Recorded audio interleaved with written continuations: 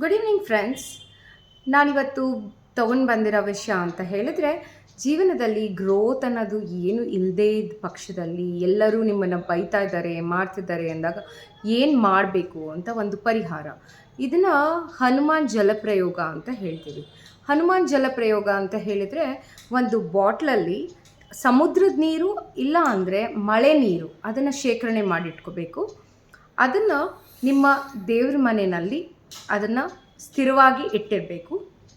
Okay, ಅಲ್ಲಿ ಇಟ್ಟು 21 ದಿವಸ ಅದನ್ನು ಕದಲಿಸ್ಬಾರ್ದು, ಯಾರು ಮುಟ್ಟಬಾರ್ದು, ಆ ಜಾಗನ ತೆಗಿಬಾರ್ದು, ಅದು ಯಾವುದು ಮಾಡಬಾರ್ದು.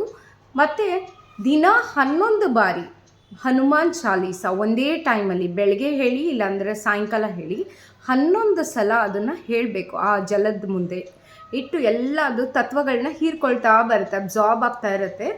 ಮತ್ತು ಅದು ಮಾಡ್ತಾ ಮಾಡ್ತಾ ಮಾಡ್ತಾ ಏನಂತ ಆಗುತ್ತೆ, ನಿಮಗೆ ಜೀವನದಲ್ಲಿ ಸ್ಥಿರತೆ ಮತ್ತು ಗ್ರೋತ್ ಅದೆಲ್ಲ ನಿಮಗೆ ತನಗೆ ತಾನೇ ಒಂದು ಪರಿಹಾರ ಅಂತ ಕಂಡ್ಕೊಂಡು ಬರುತ್ತೆ.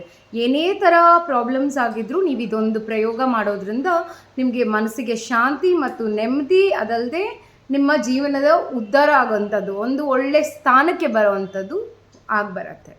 ಓಕೆ, ಎಲ್ಲರೂ ಇದನ್ನು ಮಾಡಿ.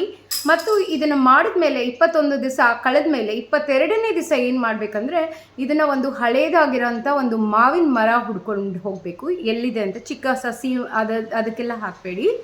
ಗಟ್ಟಿಯಾಗಿ ಉಳಿದಿರೋಂದು ಬೇರೂರಿರೋ ಅಂಥ ಮರಕ್ಕೆ ಈ ನೀರನ್ನು ಹಾಕೋದ್ರಿಂದ ನಿಮ್ಮ ಎಲ್ಲ ಕಷ್ಟಗಳು, ಸಮಸ್ಯೆಗಳು ಏನೇ ಇದ್ದರೂ ಅದಕ್ಕೆ ಒಂದು ಪರಿಹಾರ ಅಂತ ಆಗುತ್ತೆ. Okay, thank you.